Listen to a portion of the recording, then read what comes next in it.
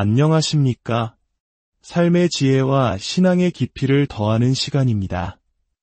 오늘 우리는 시련의 폭풍 속에서 굳건히 서는 법에 대해 성경이 말하는 가장 근본적인 진리를 함께 나누고자 합니다.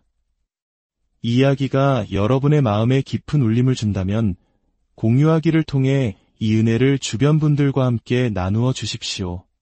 하나님의 축복과 평강이 말씀을 듣고 나누는 모든 분들 위해 함께하기를 소망합니다.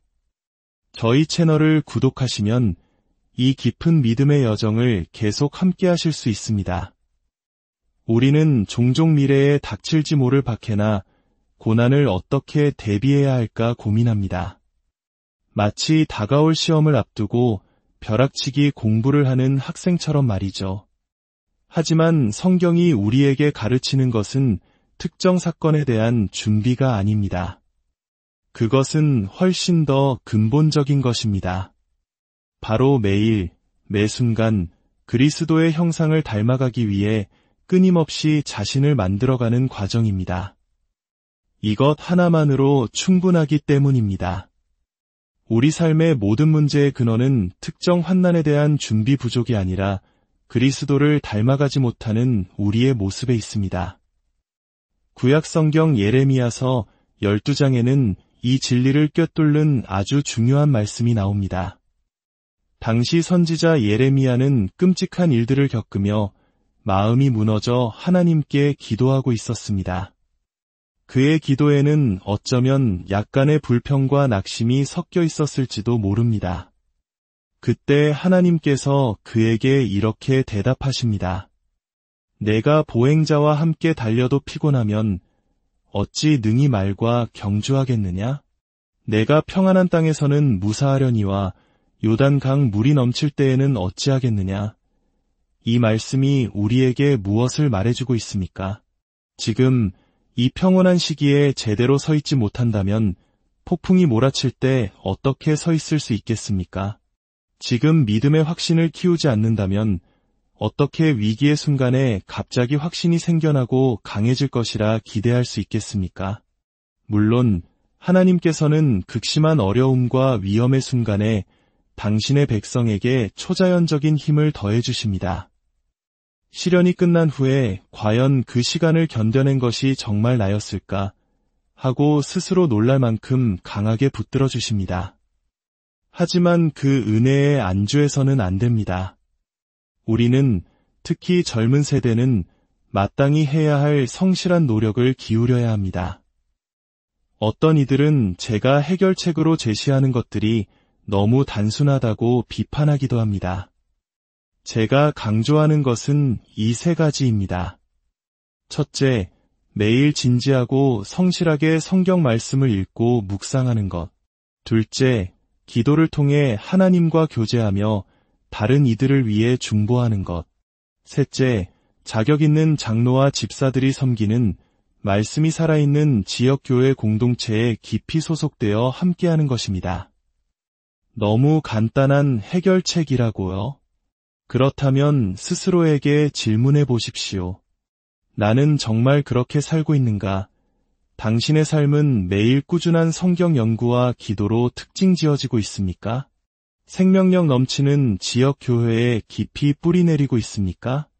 우리는 종종 더 위대하고 특별한 영적 성장 비법을 찾아 헤매지만 사실은 하나님께서 이미 우리에게 주신 은혜의 수단들을 소홀히 하고 있는지도 모릅니다. 그러므로 폭풍을 대비해야지라는 막연한 계획을 세우기보다 지금 당장 하나님의 말씀을 통해 하나님을 아는 지식 안에서 자라나야 합니다. 왜냐하면 우리가 앞으로 다니엘서를 통해 살펴보겠지만 역사의 모든 폭풍 속에서 굳건히 서서 용맹을 떨쳤던 사람들은 바로 자신의 하나님을 아는 백성이었기 때문입니다. 여기서 하나님을 안다는 것은 단순히 관계적으로 친밀하다는 의미를 넘어섭니다. 그것은 신학적으로, 교리적으로 하나님이 어떤 분이신지를 깊이 아는 것을 의미합니다. 우리가 그분의 성품과 능력을 정확히 알 때만이 우리는 그분을 온전히 신뢰할 수 있기 때문입니다. 이제 다니엘서 11장과 12장의 말씀을 통해 시대를 초월하여 우리에게 주시는 영원한 원리들을 살펴보고자 합니다. 오늘 우리는 종말론의 세부 사항을 논쟁하려는 것이 아닙니다. 이 본문이 역사 속 어느 시점을 가리키든 그 안에서 우리가 오늘날 어떻게 살아야 하는지에 대한 교훈을 얻고자 합니다. 먼저 하나님의 백성을 핍박하는 불경건한 지도자들의 특징을 살펴보겠습니다. 그리고 그들에게 쉽게 미혹되는 사람들은 어떤 사람들인지, 반대로 그 모든 압제에 맞서 굳건히 저항할 수 있었던 사람들의 특징은 무엇인지 알아볼 것입니다. 그리고 그 해답은 놀랍도록 단순하다는 것을 발견하게 될 것입니다. 그들은 성령으로 거듭나고 그리스도를 믿었으며 그들 안에 내주하시는 성령의 능력으로 자신의 하나님을 알았기에 굳건히 설 수 있었던 것입니다. 기억하십시오. 박해의 순간뿐만 아니라 우리 삶의 매 순간은 전적으로 하나님의 은혜와 능력에 의존해 있습니다.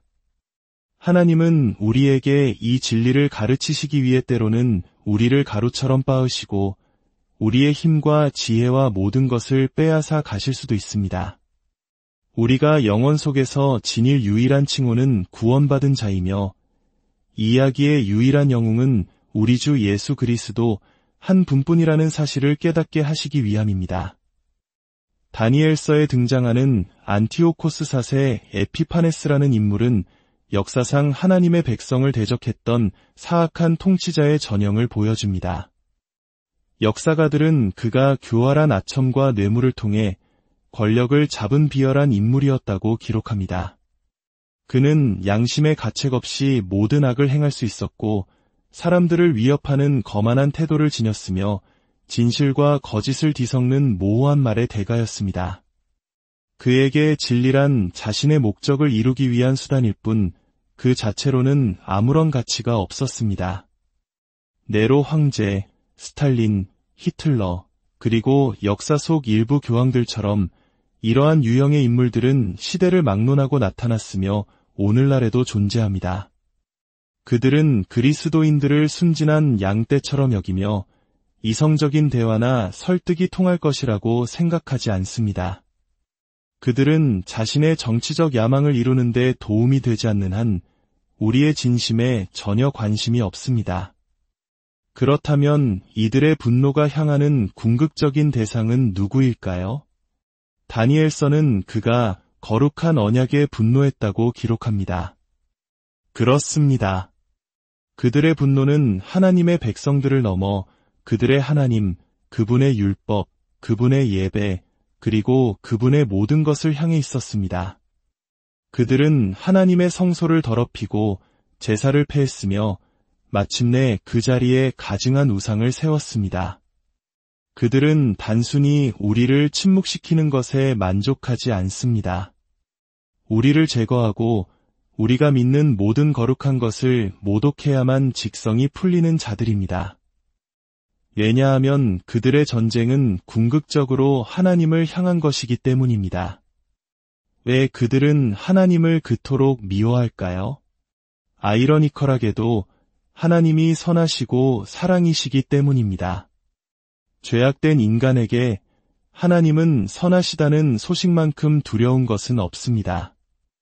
왜냐하면 자기 자신은 선하지 않기 때문입니다.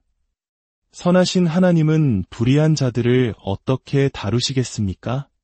그들은 거짓말하지 말라, 간음하지 말라, 살인하지 말라 하시는 하나님의 선한 율법이 자신들의 죄악된 욕망을 억압한다고 느끼기에 하나님을 증오합니다. 마치 빛이 비추면 어둠 속 벌레들이 황급히 땅속으로 숨어버리듯 그들은 자신의 악한 행위가 드러날까 봐 빛이신 하나님을 미워하는 것입니다. 하지만 이런 사악한 통치자들의 끝은 어떠했습니까? 다니엘서는 그가 번성하며 자기 뜻대로 행했지만 결국 사람의 손으로 말미암지 않고 깨어질 것이라고 예언합니다. 그렇습니다. 그들을 다루시는 분은 하나님이십니다. 살아계신 하나님의 손에 빠져 들어가는 것은 두려운 일입니다. 헤롯 왕은 하나님께 영광을 돌리지 않고 교만하게 행하다가 주의 사자가 친히 벌레에게 먹혀 죽었습니다. 그러나 사도행전은 그 후에 하나님의 말씀은 흥왕하여 더하더라고 기록합니다. 보십시오. 하나님의 말씀과 그분의 백성은 수많은 망치들을 달아 없앤 모루와 같습니다. 세상의 권력자들은 나타났다가 사라지지만 하나님의 말씀과 교회는 영원히 서 있을 것입니다. 그렇다면 우리는 어떻게 해야 할까요? 정치적인 수단으로 그들을 이기려 해서는 안 됩니다. 그들은 우리보다 그 게임에 훨씬 능숙합니다. 보수적인 정치인에게 우리의 희망을 걸어서도 안 됩니다. 하나님은 그것을 허락하지 않으실 것입니다. 우리의 무기는 육신에 속한 것이 아닙니다. 고린도후서 10장은 우리의 무기가 어떤 견고한 진도 무너뜨리는 하나님의 능력이라고 말합니다. 우리의 무기는 바로 이것입니다. 하나님의 복음을 선포하는 것, 다른 이들을 위해 무릎 꿇는 중보기도, 그리고 거룩한 삶입니다. 우리는 영적으로 죽어있는 세상 앞에서 이 마른 뼈들이 능히 살 수 있겠는가? 라는 질문을 매일 받습니다. 우리의 대답은 주 여호와여 주께서 아시나이다가 되어야 합니다. 즉, 하나님, 저는 불가능하다고 불신하지도 않겠고 반드시 될 것이라고 제 자신을 믿지도 않겠습니다. 다만 이 일이 이루어진다면 그것은 전적으로 주님께서 하신 일임을 믿습니다. 우리는 종종 신앙의 초자연적인 능력을 잊고 너무 이성적이고 학문적인 신앙에 머무르곤 합니다. 물론 기독교는 지식에서 시작하지만 지성에만 머무르지 않습니다. 그것은 지성보다 훨씬 더 큰 것입니다. 요한계시록 8장을 보면 성도들의 기도가 천사의 손을 통해 금 향로의 향연과 함께 하나님께 올라가는 장면이 나옵니다. 그리고 그 기도가 담겼던 향로에 제단의 불이 채워져 땅에 쏟아지자 천둥과 번개와 지진이 일어납니다. 상상해 보십시오. 로마 제국의 어느 골방, 혹은 세상의 어느 외진 곳에서 가난하고 멸시받는 성도들이 모여 기도하고 있습니다. 세상의 눈으로 보면 그들은 아무 힘도 없는 초라한 무리일 뿐입니다. 그들의 기도 역시 때로는 의심과 연약함이 뒤섞인 미약한 기도일지 모릅니다. 그러나 그 미약한 기도가 하늘 보좌에 닿았을 때 그것은 세상을 뒤흔드는 하나님의 능력이 되어 이 땅으로 돌아옵니다. 이것이 우리의 무기입니다. 이제 이런 박해의 때에 넘어지는 사람들은 어떤 사람들인지 살펴보겠습니다. 다니엘서 11장 32절은 악한 왕이 언약을 배반하고 악행하는 자를 속임수로 타락시킬 것이라고 말합니다. 주목할 점은 그들이 타락한 것은 박해가 시작되었기 때문이 아니라는 것입니다. 그들은 이미 평화의 때에 하나님을 무시하고 언약을 가볍게 여기며 타협하며 살아가고 있었습니다. 이름만 유대인이었을 뿐 그들의 마음은 이미 하나님을 떠나 있었습니다. 신앙이 더 이상 편리하지 않게 되자 그들은 너무나 쉽게 하나님을 버렸습니다. 평화의 시기에 걷는 것조차 힘들어하는 사람이 어떻게 전쟁터에서 말을 타고 달릴 수 있겠습니까? 지금 당신의 삶 속에서 믿음의 확신을 굳건히 세워야 합니다. 성경의 모든 말씀이 하나님의 영감으로 된 것이며 오류가 없고 우리의 삶에 완전하며 충분하다는 믿음을 가져야 합니다. 성경이 충분하다고 믿지 않는다면 다른 모든 교리는 결국 모래 위에 지은 집과 같습니다. 이 배교자들은 세상의 인정을 갈망했습니다. 세상의 통치자들이 조금만 관심을 보여주면 그들은 기뻐하며 춤을 추려 했습니다. 오늘날의 교회도 마찬가지입니다. 우리는 세상의 권력이나 부, 명예가 필요하지 않습니다. 우리에게는 그리스도 한 분만으로 충분하다는 것을 깨달아야 합니다. 또한 그들은 세상 문화와 타협하는 것을 지혜라고 생각했습니다. 세상과 비슷해져야 그들을 전도할 수 있다는 논리였습니다. 하지만 이것은 기만입니다. 오물이 담긴 물에 깨끗한 물을 붓는다고 오물이 깨끗해지지 않습니다. 오히려 깨끗한 물이 더러워질 뿐입니다. 자기 보존의 욕구가 하나님을 향한 순종보다 앞설 때 우리는 타협의 길로 들어서게 되고 그 길의 끝은 파멸입니다. 결론적으로 이 모든 혼란과 핍박 속에서 굳건히 설 수 있는 유일한 길은 무엇일까요? 그것은 바로 우리의 하나님을 아는 것입니다. 한 선교사님이 페루에서 겪었던 이야기를 들려주셨습니다.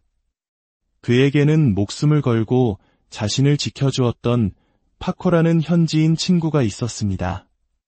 어느 날 사막을 건너다 탈수증으로 거의 죽어가고 있을 때 파코는 소달구지에서 뛰어내려 사막을 달려가 선인장을 구해왔고 그 즙을 먹여 선교사님의 목숨을 구했습니다. 그들의 신뢰는 이처럼 깊었습니다. 선교사님은 이렇게 말했습니다. 만약 지금 파코가 내게 와서 자동차 열쇠를 달라고 한다면 저는 한치의 망설임도 없이 그에게 열쇠를 줄 것입니다. 당신은 그가 그 열쇠로 무엇을 할 줄 알고 주느냐? 고 물을지도 모릅니다. 하지만 저는 그가 열쇠로 무엇을 할지 알 필요가 없습니다. 왜냐하면 저는 그가 어떤 사람인지 알기 때문입니다. 사랑하는 성도 여러분, 이것이 바로 우리가 가져야 할 믿음입니다. 우리는 하나님께서 내 삶에서 왜 이런 일을 하시는지, 그분의 계획이 무엇인지 다 이해할 필요가 없습니다. 왜입니까? 왜입니까? 라고 묻는 것은 우리가 아직 하나님을 잘 알지 못한다는 증거일 뿐입니다. 그분이 어떤 분이신지 그분의 성품을 안다면 우리는 평안을 누릴 수 있습니다. 그분이 하시는 모든 일은 옳고 선하며 사랑이시기 때문입니다. 다가올 날들 속에서 우리가 붙잡아야 할 것은 바로 이것입니다. 하나님이 어떤 분이신지를 아는 지식, 그분은 옳으시고 사랑이시며 선하십니다. 함께 기도하겠습니다. 거룩하신 하나님 아버지, 오늘 주신 말씀을 통해 저희를 격려해 주시니 감사합니다. 저희가 세상의 방법이 아닌 오직 하나님을 아는 지식으로 굳건히 서게 하옵소서. 어떤 폭풍 속에서도 흔들리지 않는 믿음을 주시고 저희의 삶을 통해 오직 주님만이 영광 받으시옵소서. 이 모든 말씀, 우리를 구원하신 예수 그리스도의 이름으로 기도드립니다.